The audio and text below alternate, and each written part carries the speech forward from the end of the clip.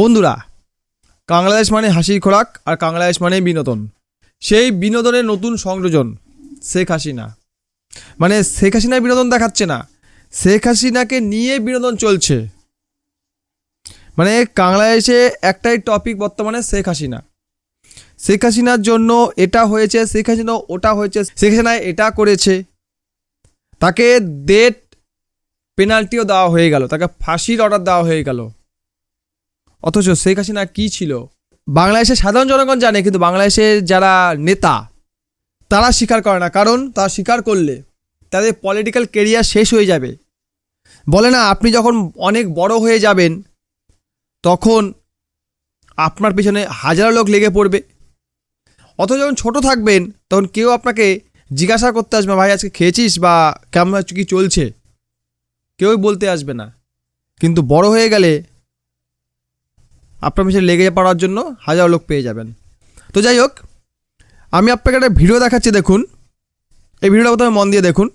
শেখ হাসিনার বাড়ি তো বাংলাদেশে না, শেখ হাসিনার বাড়ি হচ্ছে ভারতে। সে ভারতে আছে, তাকে এখন ভারত থেকে নিয়ে এসে বাংলাদেশে শাস্তি দিতে হবে, তাকে ফাঁসি রায় কার্যক্রম করতে হবে। তাহলে ওই বাড়িটা শুধু শুধু পড়ে থাকার কি মানে, আমি তো বুঝি না।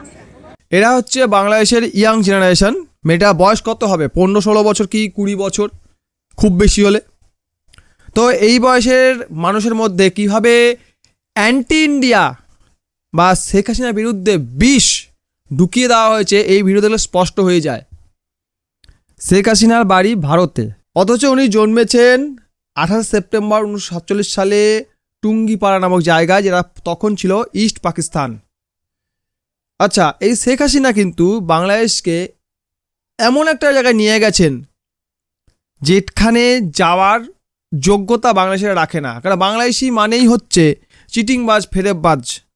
শেখ হাসিনা বাংলাদেশের ফাউন্ডিং ফাদার, মানে রাষ্ট্রপিতা শেখ মুজিবুর রহমানের কন্যা, আমরা প্রত্যেকে জানি, বড় কন্যা।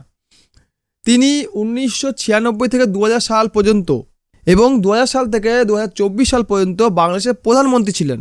2024 সালের পরে আজও উনি প্রধানমন্ত্রী থাকতেন যদি না ওনার বিরুদ্ধে ষড়যন্ত্র করা হতো। এই সময়কালে এতগুলো বছর যে উনি প্রধানমন্ত্রী ছিলেন, এদিকে 15 বছর আর ওদিকের প্রায় 5 বছর, মানে 20 বছর উনি প্রধানমন্ত্রী ছিলেন বাংলাদেশের। এই সময়টাতে উনি কি করেছেন? উনি বাংলাদেশের গ্রোথ সবচেয়ে বেশি নিয়ে গেছেন। যতদিন উনি প্রধানমন্ত্রী ছিলেন ততদিন পর্যন্ত বাংলাদেশের annual growth on average 6% plus ছিল। সেকেন্ড কাজ উনি কী করেছেন, 1996 থেকে 2000 সাল পর্যন্ত যখন উনি প্রাইম মিনিস্টার ছিলেন বাংলাদেশে, তখন উনি 1996 সালে গঙ্গা ওয়াটার ট্রিটি সাইন করেছিলেন বাংলাদেশের পক্ষে রেখে। মানে ট্রিটিটা এমনভাবে করা হয়েছে যাতে বাংলাদেশ বেশি পরিমাণ জল পায়, ভারত কম পায়, যেটার মেয়াদ শেষ হচ্ছে এই 2026 সালের ডিসেম্বর মাসে। এরপরে বাংলাদেশিরা জলের জন্য আবার কান্নাকাটি জুড়ে দেবে যে ভারত আমাদের জল দিচ্ছে না, আমাদের শুকিয়ে মেরে ফেলা প্ল্যান করছে, এবং এই ট্রিটি পুনর্বহাল হবে না, এটা প্রায় স্পষ্ট হয়ে গেছে। কারণ খবর পাচ্ছি যেটা গতকাল বা গত পরশু নাগাদ বাংলাদেশ সীমান্তে বাংলাদেশি বিজিবি বর্ডার গার্ড তারা ভারতীয় বিএসএফের ওপর গুলি চালিয়েছে, ফায়ারিং করেছে। যেখানে কোনো ফেন্সিং ছিল না, সাধারণ মানুষ অবাধে যাতায়াত করতে পারত, শান্তির বর্ডার বলা হতো যেটা, সেটা বর্তমানে একটি ওয়ার জোনে পরিণত হতে যাচ্ছে। গুলি চালিয়েছে, একটা গুলি চললে এখান থেকে 100রও বেশি ছুটে যাবে, হাজার হাজার গুলি ছুটে যাবে। সেটা কি বাংলাদেশ জানে? কারণ বাংলাদেশের গুলিগুলো ইম্পোর্ট করা, ওখানে গুলি বানানো হয় না, ইম্পোর্ট করতে হচ্ছে পাকিস্তান থেকে হচ্ছে। পাকিস্তান হচ্ছে এমন একটি জায়গা যেখানে সবচেয়ে বেশি বন্দুক তৈরি হয়। কোন বন্দুক? আমেরিকান স্ক্র্যাপ বন্দুকগুলো, যেগুলো ফেলে দেওয়া হয়েছে সেগুলোকে পাকিস্তান তুলে নিয়ে এসে দেখে টেকে রিভার্স ইঞ্জিনিয়ারিং করে বানায়। আমাদের এখানে একটা মোবাইলের যা দাম, পাকিস্তানে একটি বন্দুক তার থেকে অনেক কম দাম। আমাদের এখানে পাড়ায় রাস্তার মোড়ে মোড়ে বাজারে মোবাইল দোকান থাকবেই, অনলাইন আছে, সেখানে মোবাইল দোকানটা আছেই। ওরকমই পাকিস্তানে বন্দুকের বাজার আছে, বন্দুকের দোকান আছে। সেই পাকিস্তান থেকে আমদানি করা গুলি ভারতীয় জওয়ানদের ওপর চালিয়েছে কে? বাংলাদেশি সেনা। এরপরেও বাংলাদেশ মনে করছে ভারত তাদেরকে জল দেবে। এই টিটিটা 26 সাল অবধি টিকবে কি না সেটাই সন্দেহ রয়েছে। যেমন সিন্ধু ওয়াটার টিটি ভারত সাসপেন্ড করে দিয়েছে, বহু লোককে বলে, বাইরের দেশের সরকারকে বলে, কোনো ফল হয়নি, ইউএনএ গিয়ে কোনো ফল হয়নি। সেরকম বাংলাদেশও বাইরে গেলেও কোনো ফল হবে না, এটা বোধহয় বাংলাদেশ ভুলে গেছে। বাংলাদেশ ভুলে গেছে ভারত যদি চাল গম না দেয়, আলু পেঁয়াজ না দেয়, বাংলাদেশ না খেয়ে মরবে। যতই তারা বলুক না কেন ভারত থেকে আমরা নেব না, ভারতের জিনিস আমরা কিনবো না, আমরা বাইরে থেকে কিনবো, ওই জিনিসটা ভারতীয় জিনিস। বিশ্বের খুব কম দেশ রয়েছে যারা এগ্রিকালচার প্রোডাক্ট এক্সপোর্ট করে। ভারতে যে পরিমাণ শস্য উৎপাদিত হয় সেই পরিমাণ শস্য দিয়ে পুরো বিশ্বকে 6 মাস বসিয়ে খাওয়া সম্ভব। ভারত সেটা 2 বছরে শেষ করবে, 2 বছর কি 3 বছর শেষ করবে যেটা উৎপাদিত হচ্ছে।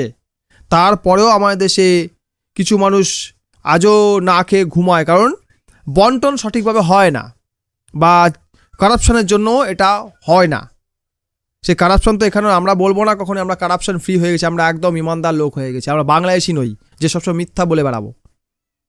ওরা হবে এক বলবে আর এক, মিথ্যা বলতে, লোককে ঠকাতে ওস্তাদ হচ্ছে বাংলাদেশি।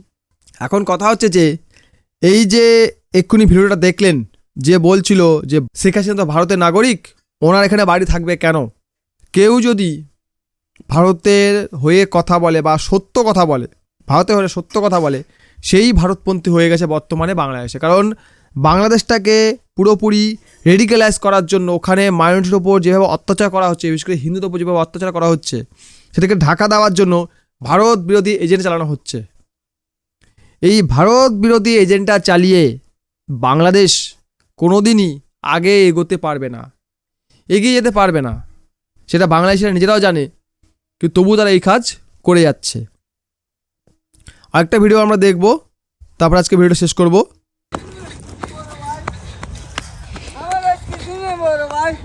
আমি কাঙ্গালি মানুষ ভাই, ভাই আমার কাছে কিছু নাই ভাই, কিচ্ছু নাই ভাই,